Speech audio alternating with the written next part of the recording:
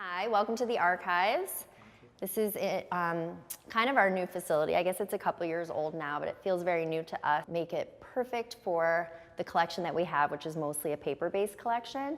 So we have special climate control and humidity and dry fire suppression system and everything that you would want to take care of artwork for a long, long time. This is the main collection, the main vaults. We work closely with the filmmakers, specifically the artists who work in story and art, to collect materials that will help populate the archives, and then also work with them while they're making the film to also provide them with resources for their next movie that they're working on. We work with them from the very beginning. It can take up to 4 years to make one of our films. So as soon as there are artists working on a production, even if they're in the really early design phase, we'll start meeting with them to talk about various expectations and the types of things that they'll hand off to us, as well as the ways we can help them. We also work with our editorial department and collect all the various script versions, again, from the earliest to the most final, recording session notes that come when they are doing recording sessions with the actors. We also then have a historical collection that's much more about Pixar and what makes Pixar Pixar, the culture here and the unique story that we have, from our history to today. We try to look at, I think a lot of people ask, oh, so does most of your art is so digital now?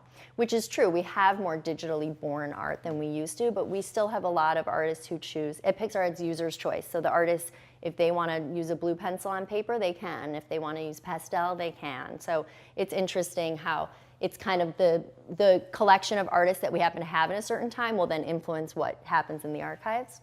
These are some sculpts from, particularly these two, from the original Toy Story. This is Woody and Bo Peep, which is so nice that we have this Bo Peep, now that Bo Peep plays such a prominent role in Toy Story 4. They are made out of Super Sculpey, which is not a material we use today when we make maquettes. I'll talk about that in a minute. But so this is a less archival material, but again, when we make our art, it's not for the purpose of having a precious archives to one day display on exhibits, it's to make a movie. So here we'll take a look more at what could have been, but is different as they explored what Woody should look like. The vibe is there, but he had a rounder face, and then this is looking more like him.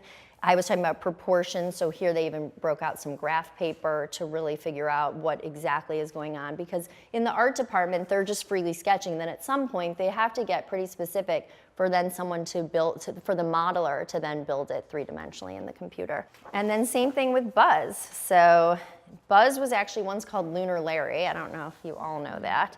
And so here you can see they're starting to play with color. None of this really looks like his final. So here is Toy Story case that we have of just some of our maquettes. So what's fun here that you'll notice is these are our most final version of these maquettes.